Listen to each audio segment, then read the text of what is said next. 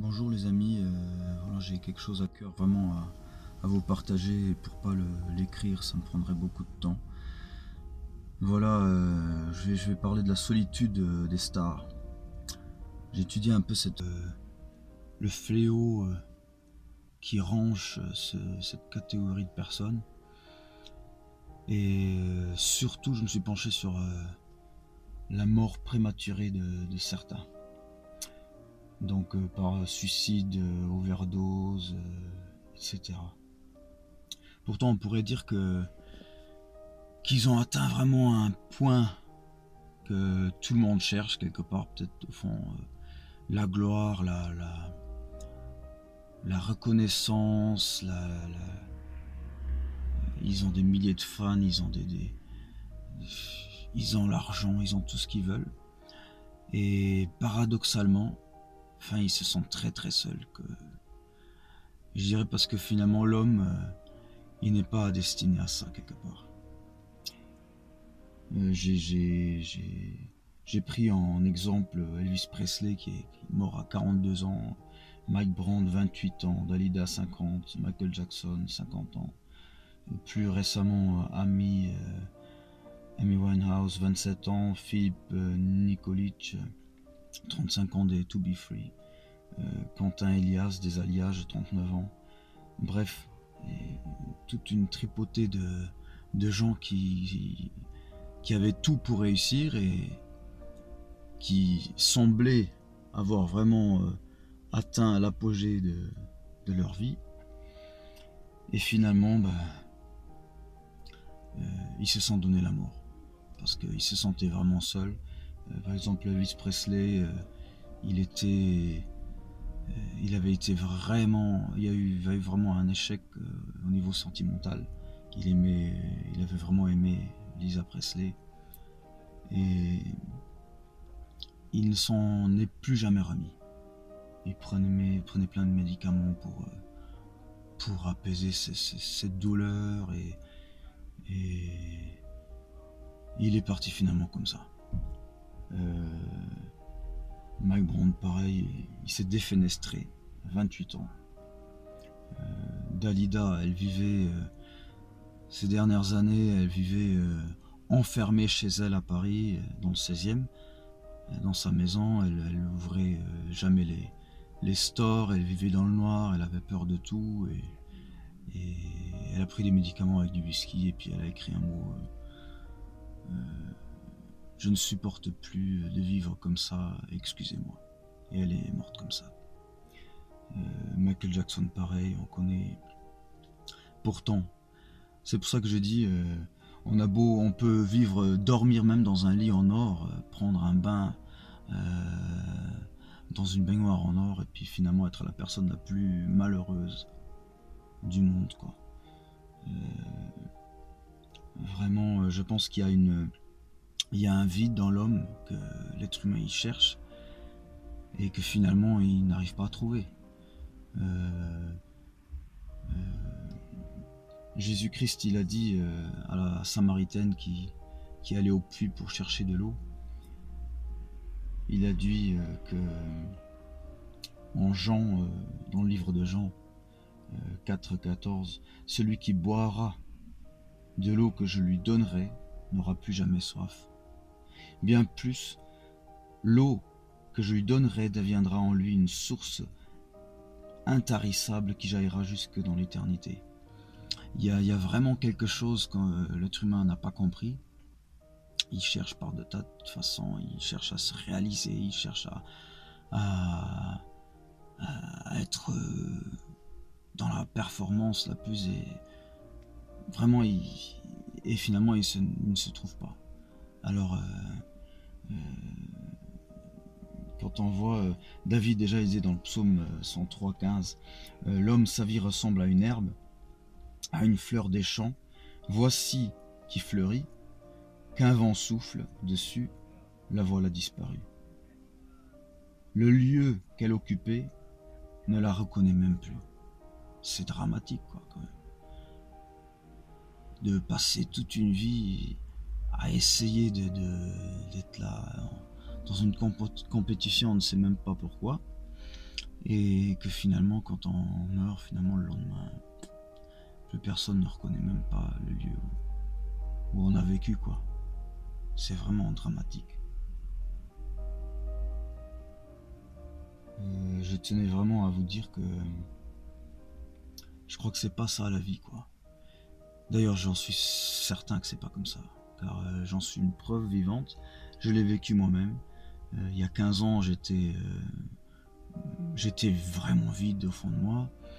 J'avais J'ai essayé de combler ce vide par de tas de choses, j'étais imbu de moi-même, j'étais hautain, j'essayais de réussir dans tous les domaines. Parallèlement, j'étais désaxé dans plein de choses. Je me défonçais dans le travail, dans le sexe, dans la frime, dans l'argent, et finalement, même si apparemment j'avais tout pour être quelqu'un de mon âge qui pouvait réussir, j'avais peut-être 19 ans, 20 ans, et ben paradoxalement, vraiment dans mon cœur, pour moi j'étais la personne la plus malheureuse du monde, quoi. Et c'est pour ça que quelque part, je comprends vraiment les stars qui finalement arrivent à un moment donné, eh ben, elles se donnent la vie, quoi. Parce que la vie est trop dure pour supporter une chose pareille, quoi. Mais moi j'ai fait le bon choix. Je suis arrivé à un croisement de ma vie où vraiment on m'a dit, écoute, tu sais que Dieu connaît ton cas et tu n'as pas été destiné pour cette vie que tu vis là. Tu as été destiné pour une vie d'accomplissement, une vie de plénitude, une vie de joie. Et seulement, vraiment, il faut que tu le rencontres. Et Dieu est une personne. Il est là à côté de toi. Tu ne le vois pas, mais tu peux le ressentir. Et tu peux le faire une rencontre avec lui. Et que ta vie va changer. Il va mettre une paix en toi. Il va mettre une joie. Quelque chose que tu n'as jamais rencontré à l'avance. Et ce pas-là, j'ai hésité à le faire vraiment pendant très longtemps. Jusqu'au jour où j'étais vraiment au pied du mur, le nez contre le mur. Et là, j'ai crié vraiment à Dieu. J'ai dit, Dieu, si tu existes, vraiment, comme on me le dit, alors arrache-moi tout ça de ma vie. Et à l'instant même, il y a une paix qui m'a envahi. Il y a quelque chose qui a enlevé toutes ces choses sales que je n'aimais pas en ma vie. C'était fini. Je savais que la seconde avant, je n'étais plus la personne que j'étais la seconde d'après, quoi. Et à partir de là, il y a une aventure qui a démarré, une histoire vraiment incroyable que je vis chaque jour. Et que certes, on ne peut pas la voir, mais moi je la vois et je la vis, je la ressens, c'est quelque chose d'impressionnant, quoi. Et, et je suis vraiment navré et triste, quoi, pour ces personnes qui n'ont pas eu l'occasion vraiment même dans leur plus grande détresse, de se tourner vers le prince de la paix qui est Jésus-Christ, qui a une solution pour tout problème, pour tout problème qui semble ne pas avoir de solution. Et je suis vraiment triste, quoi, pour ces gens-là qui avaient peut-être des fois des potentiels impressionnants et qui ont été vraiment happés, qui ont été trempés. C'est marqué que l'ennemi de nos âmes, le diable, il est venu pour tuer, égorger et détruire. C'est son but, en fait. Il y a deux mondes complètement différents dans ce monde. Il y a le monde de la vie, de la lumière, et le monde des ténèbres et de la perdition, quoi. Et où on va vers l'un, ou alors on est enclin dans l'autre, quoi. Et je suis quand même en étudiant quand même ces stars là différentes, j'ai aperçu qu'il y en a quelques-uns quand même qui ont fait des expériences vraiment avec Dieu, quoi, dans leur vraiment dans leur profonde détresse. Par exemple, Elvis Presley, j'avais posté dans mon Facebook il y a quelque temps, vous pouvez le retrouver, vers vraiment les derniers jours de sa vie. La petite, sa fille, quoi, la petite Lisa Presley, qui s'était d'ailleurs mariée avec Michael Jackson plus tard. Elle était toute petite, je sais plus, 6-7 ans, quelque chose comme ça. Elle était rentrée dans sa chambre et elle avait trouvé à genoux au pied de son lit, en train de pleurer. Elle lui a demandé: papa, qu'est-ce qui se passe, pourquoi tu pleures? Et il lui a répondu: t'inquiète pas, je suis en train de mettre ma vie en règle avec Dieu. Et ça, c'est un magnifique signe que même qu'il y a peut-être eu une fin tragique, il a vécu quelque chose, peut-être vraiment avec Dieu, quoi. L'éternité nous le révélera. Mais voilà, quoi. Il y a eu aussi Brian Welch, là, un des chanteurs du groupe de heavy metal Korn. Je l'avais aussi déjà posté sur le Facebook, sur ma page Facebook, Brian Welch. Il a aussi vraiment été touché par la grâce, l'amour, la bonté, le pardon de Dieu. Bono aussi, qui fait partie du groupe des U2. Bono, pareil aussi, je vais la mettre sur Facebook. Aussi, il a vraiment vécu quelque chose. Et très récemment aussi, Justin Bieber aussi. Je sais qu'il est en recherche.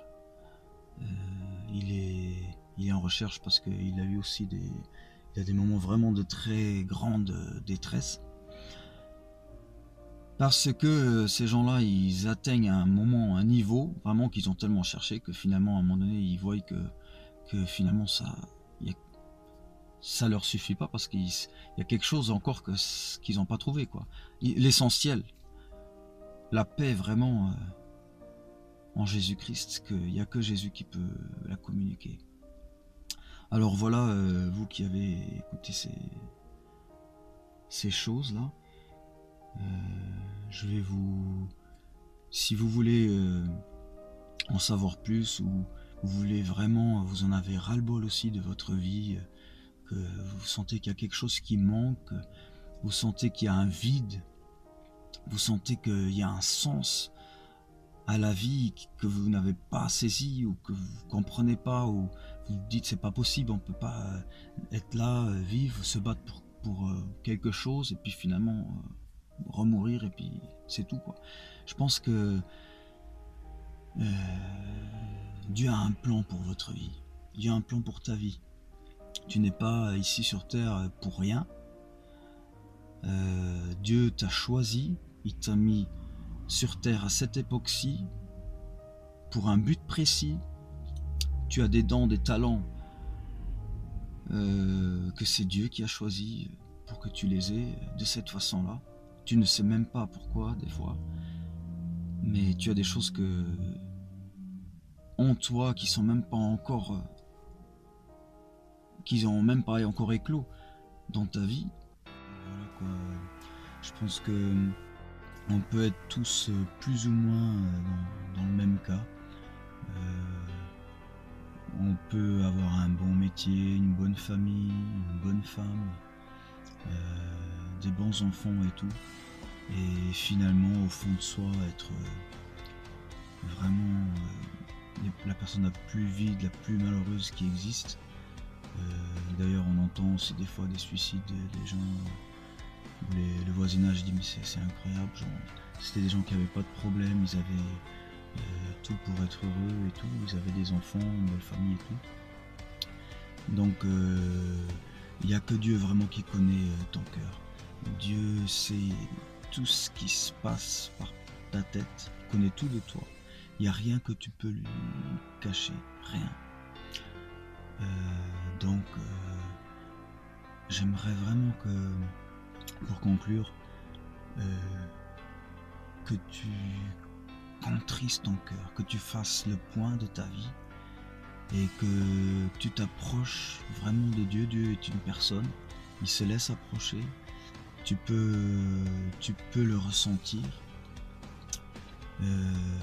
C'est marqué que approchez-vous de moi et je m'approcherai de vous. Je frappe à la porte de ton cœur, à celui je suis à la porte de ton cœur, celui qui ouvre, je rentrerai, je souperai avec lui. Donc il y a vraiment, Dieu veut prendre ta vie en main, il veut prendre ton destin en main.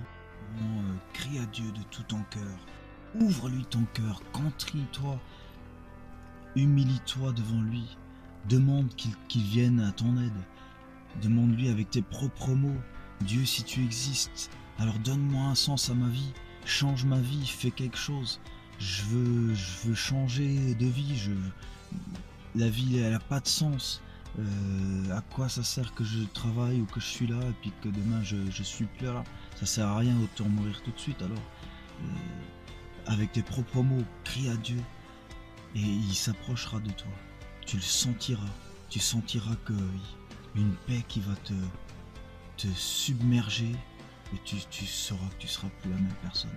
Il veut te donner une joie de vivre. Donc voilà pour ce petit post et je vous dis à très bientôt.